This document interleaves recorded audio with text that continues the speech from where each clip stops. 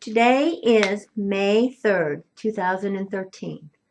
We are in Peoria at the American Legion. My name is Cheryl Walker. I am from the Illinois State Library, and I am interviewing Mr. Billy Craig Jr. Mr. Craig was born in Weston, Illinois. His birth date is September 22nd, 1927. Mr. Craig, for the record, could you please tell us what branch of service you served in? The Marine Corps, And what was your highest rank? private first class. And what war, operation or conflict did you serve in? World War II. Would you like to share your story with us? Well, I don't have much of a story, so this is going to be a short one. I was 17 and I joined the Marine Corps in 1945, in July of 45. The war was over in August of 45, and I've been very thankful for that. And then I was discharged in August of 46, and so that is my military history. What made you decide to enlist into the service? I had my 18th birthday staring me in the face, and I was going to get drafted into whatever, and so I joined the Marine Corps. But that's besides the point. I had 3 other brothers in before me.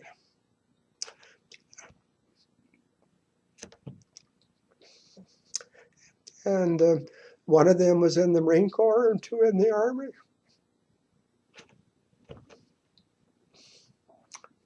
So I ended up by joining the Marine Corps. Were you the youngest brother? Sure. What a wonderful thing to do.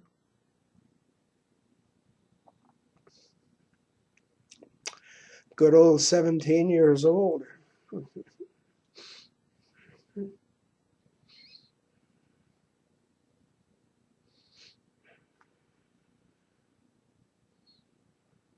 Was it just the 4 of you boys?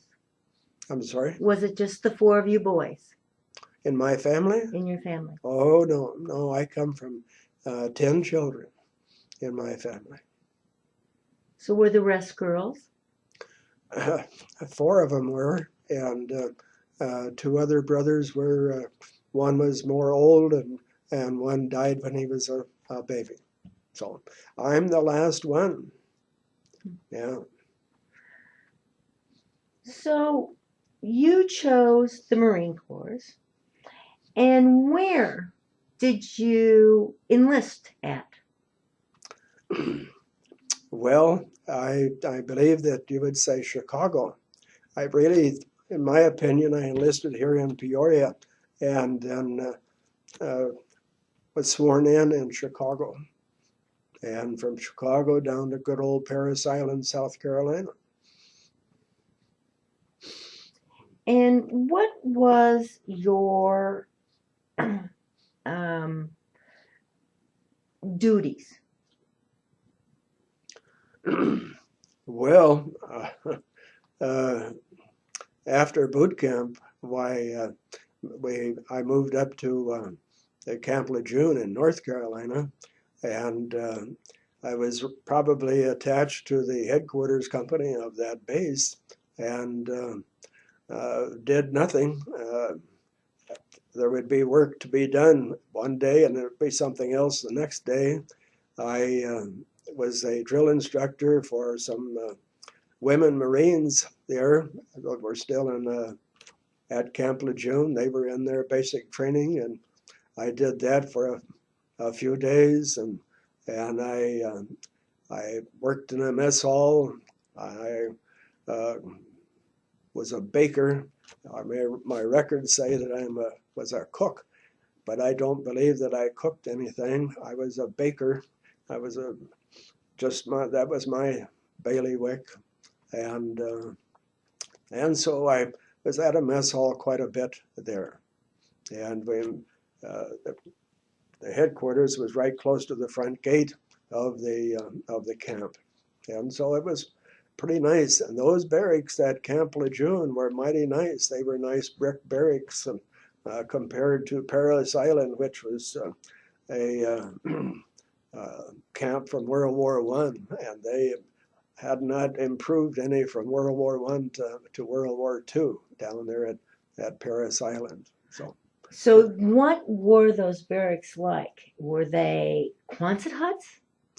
And I've lived in Quonset huts in Paris Island, of course, double-decker bunks stacked up in there.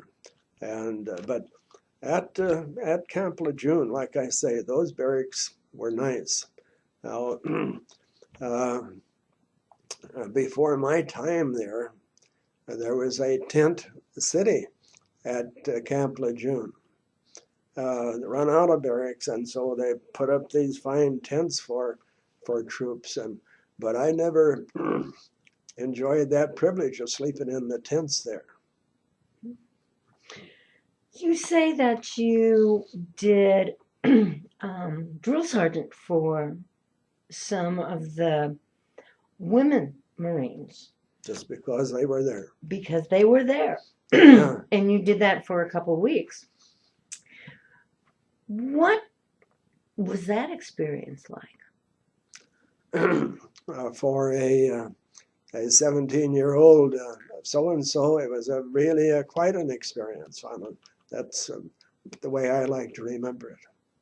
They were there to learn, and I had a good voice, and we got along pretty good.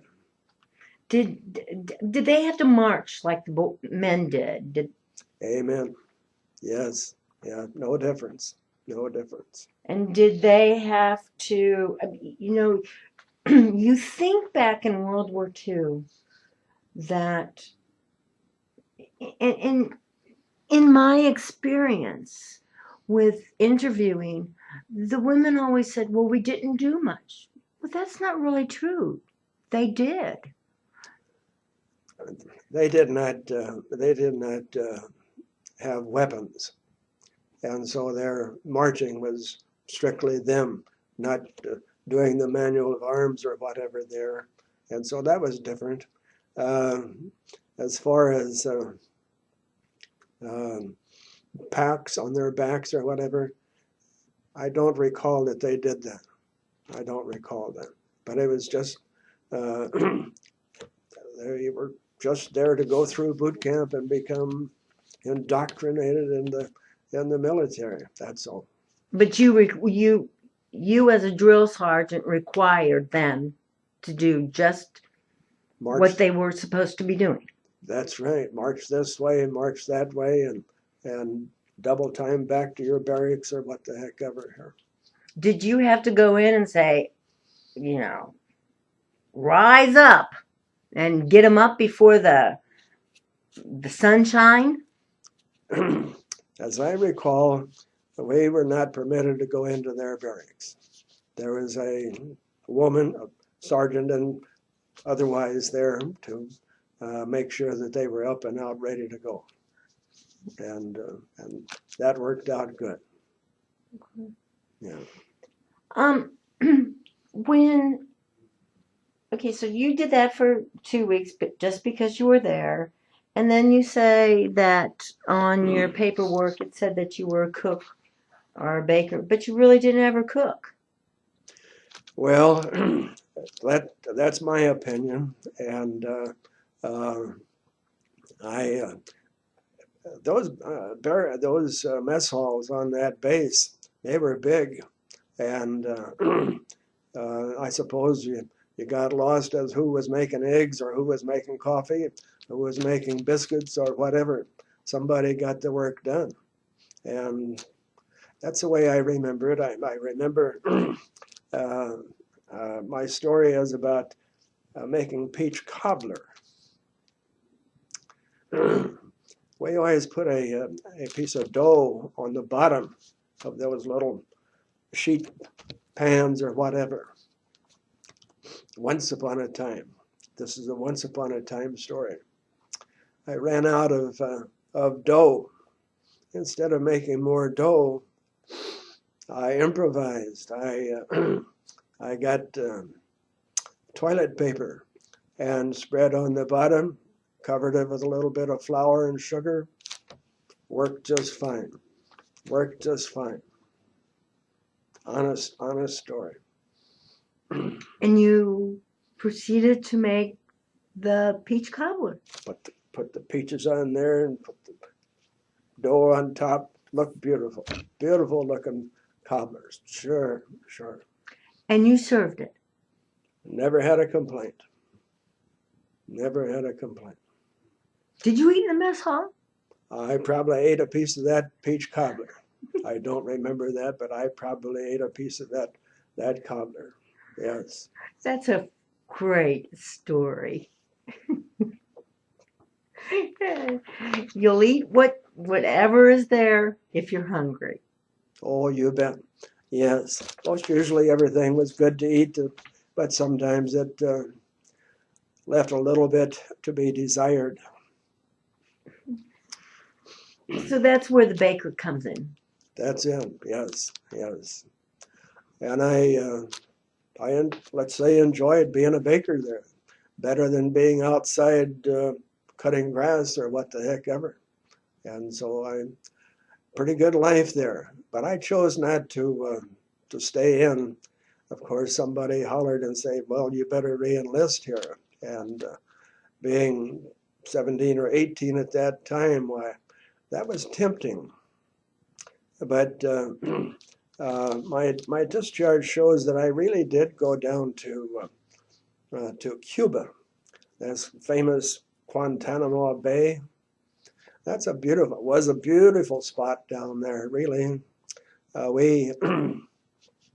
We flew from Cherry Point down to Guantanamo Bay, and we were there for just a few days, and then we got on board ship, and we made some beachhead landings just to practice getting sick in those little tubs running around the circle out there before they head to the shore and what have you there. So that was a different and very exciting experience. So that was just an exercise. That's all. No bullets, whatever, but good experience there. We had our rifles, but there was no bullets in the rifles. No enemy shooting at you or anything there either. So, but those little islands and whatever down in there, they were used for that, for practice like that. That's very interesting. I mean, you had to go somewhere for some kind of practice. Sure. And with the war being over, why, we really did not need to have anything to do. But I think the government decided, well, we'll just give them a treat here. We'll make them make some beachhead landings and see what happens there. And that's about all. But we were on board those small ships for 2 or 3 weeks or something like that. Were they like Liberty ships? Well, they were destroyer escorts. They'd hold the ship crew was about 200, and the troops were about 200 on there. And these landing craft were on the sides, and they'd lower the darned landing crafts and the rope ladders down to the landing craft and just put the troops on shore. That's the way that you get a few troops there pretty quickly like that.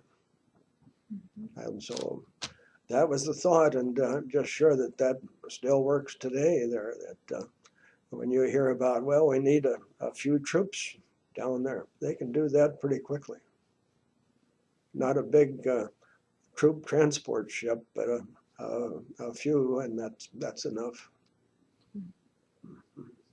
So you went down there by ship, and then came back.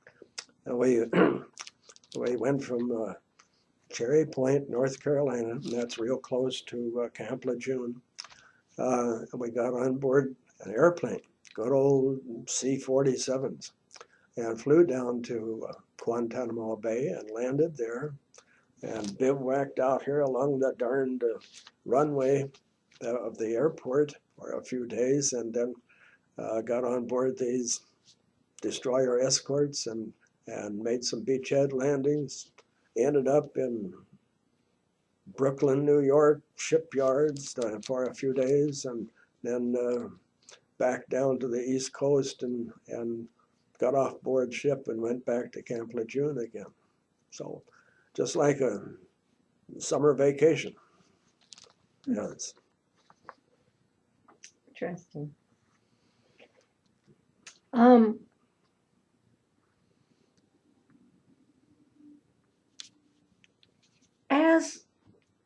As an infantry, and and in World War II, a lot of the time I heard that, or that I have heard, is everyone was given a rifle and said, "Here it is, go out and shoot."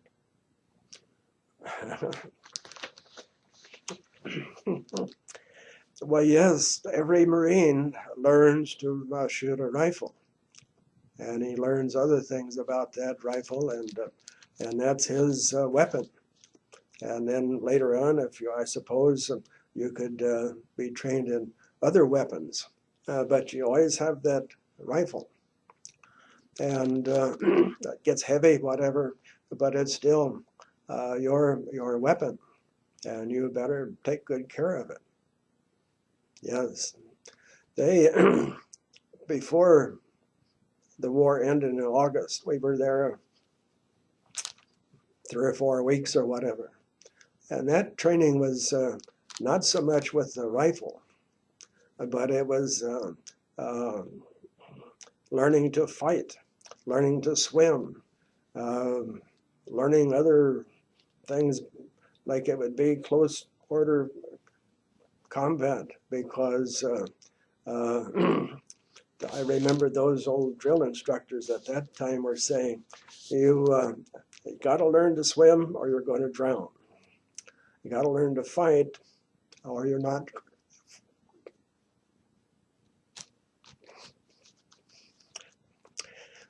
And that's just the way it was, and that's fine. That's fine.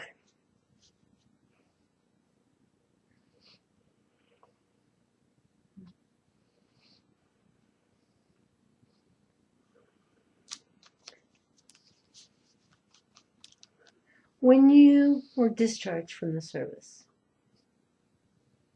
do you do you remember that day?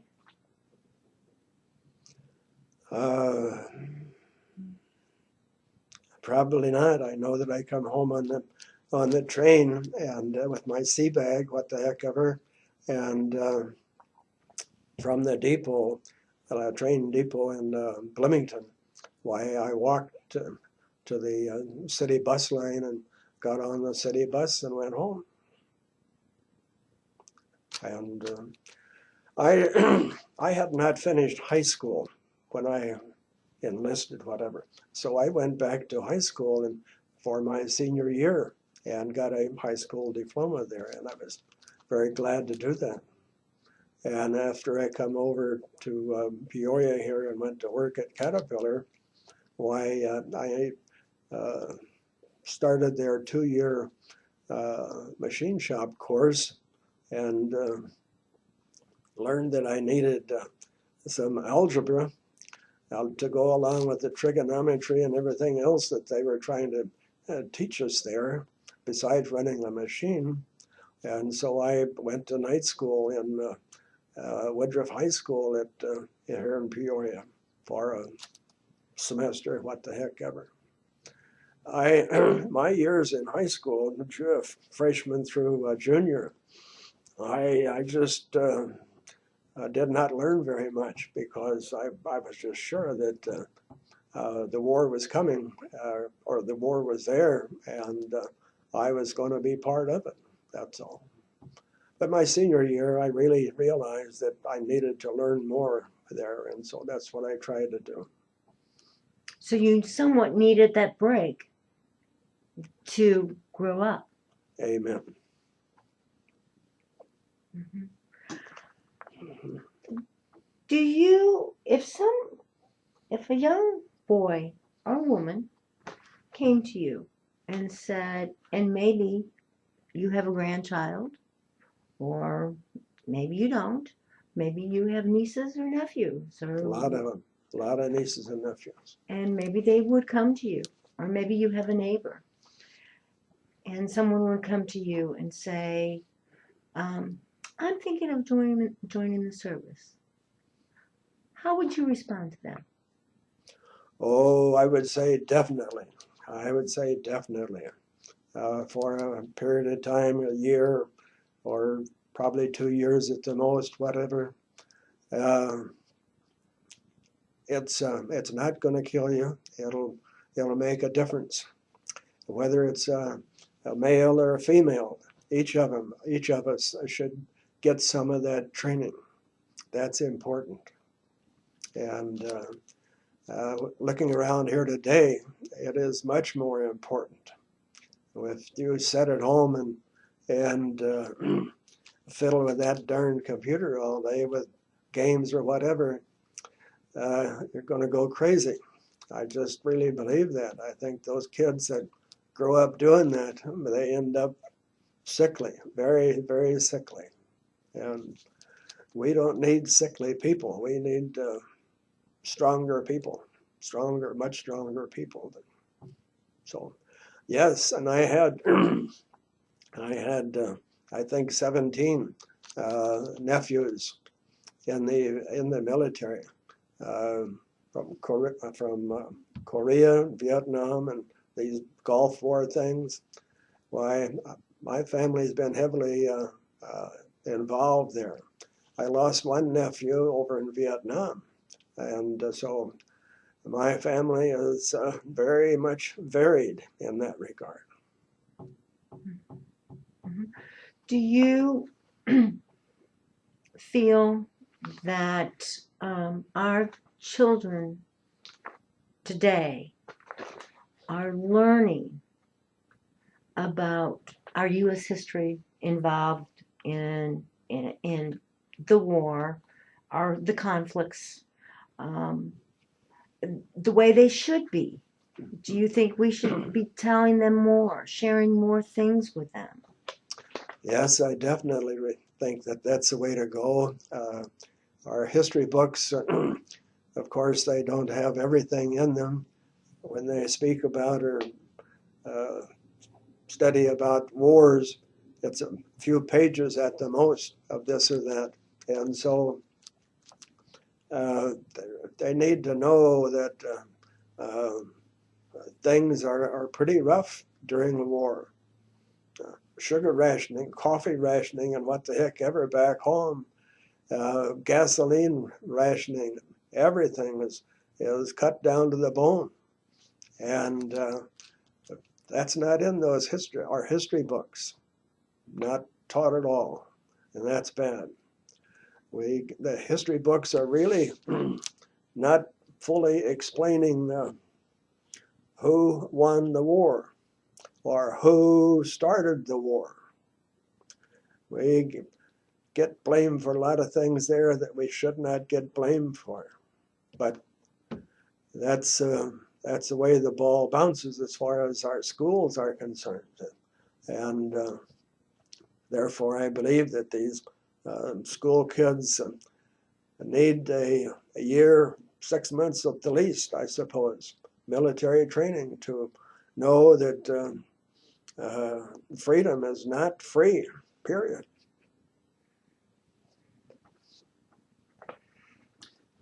When you talked about rationing, and we think nothing about that. But during World War II, um, And, I ask during my interviews about how did you communicate with your families? And how did you communicate with your family? You were stationed here in the States, Sure. but phone calls, was that easy to call home? No, and I don't recall making any telephone calls. Few postcards, not many, and my handwriting wasn't very good, point period, and Mom had other things to do at home besides write to me. But I lived through that without any problem. Uh, as far as the food stamps, rationing, I worked at Caterpillar for a summer. That would be in 44, I suppose, 1944. And I lived in East Peoria, room and board. And when I moved in there, that lady said, "Where's your food stamps?" She had to have my food stamps to feed me there at room and board. And Mom, I seen fit to give me some. And this landlady, she made cookies and she did really good cooking stuff. But my mom back home, she didn't have the sugar whatever to make cookies while I was over here working at that time. So she reminded me of that I took her sugar coupons, coupons. Mhm. And so, but hey, those times go by pretty quickly. And even though the war was 4 years, why, uh, that's not a lifetime. I've enjoyed my work in the American Legion about the last 60 years or whatever. And so I'm getting to be an old coot here pretty quickly. So when you got out of the service, did you immediately join the American Legion? Oh, no. Me, just like everybody else, I did not join right away. Of course, I say got out in 46, and it was 1953, I suppose, when I joined the Legion. And I've enjoyed my time in the Legion, many different jobs here, many different chores, whatever, and many different friends here, many different friends. Mhm. There's a camaraderie here. Oh boy, yes, we all enjoy that. All of us enjoy that. There is another group, let's say, connected to the Legion. It's called the 40 and 8. Have you heard of that? Yes, I have. Have you? Yes, My goodness, that's wonderful. yes. I was uh, invited to be a member, and I had that, pardon me, I've had that enjoyment for close to 60 years. I probably started in the 40 and 8 and probably 54 or 55. And I was elected to the state commander of the 40 and 8 in 1976. And so that's been a long time ago, and I moved through there pretty quickly, too. I'm the youngest 40 and 8 Grand Chef de Gare that we've ever had in Illinois. Congratulations. Always different things. Yeah. So you're active in the American Legion, the 40 and 8, and are there any other?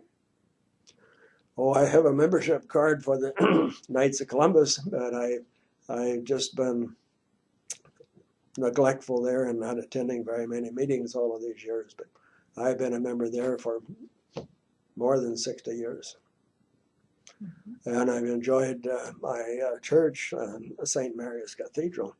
I've been a member there for 60 years too. And I live over in Morton, and so that's 10 miles away from church. And I've worn out a lot of cars driving back and forth to church, driving back and forth to the American Legion over here. So I know that highway pretty well between here and there. That's wonderful. That's wonderful.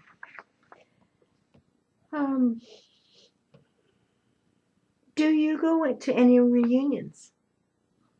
I'm sorry? Do you go to any reunions No. or any conferences or?